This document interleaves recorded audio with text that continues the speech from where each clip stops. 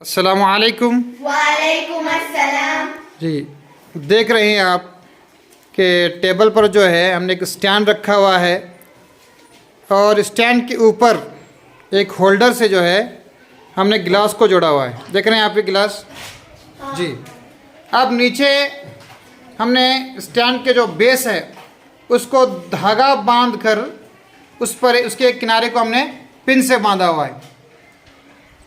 आप यहाँ पर एक जादू देख रहे होंगे कि पिन किस तरह हवा में खड़ी हुई है, बग़ैर किसी को टच किए हुए, बग़ैर किसी से जुड़े हुए जो है हवा में सीधी जो है वो पिन खड़ी हुई है। आप देख सकते हैं, मैं करीब लेकर दिखाता हूँ कि किस तरह वो अलग है।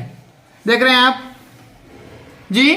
हाँ। तो ये पिन किस वजह से जुड़ी हुई है, ये कोई जादू नहीं है, बल्कि आपको मैं दिखाता हूँ गिलास में क्या है।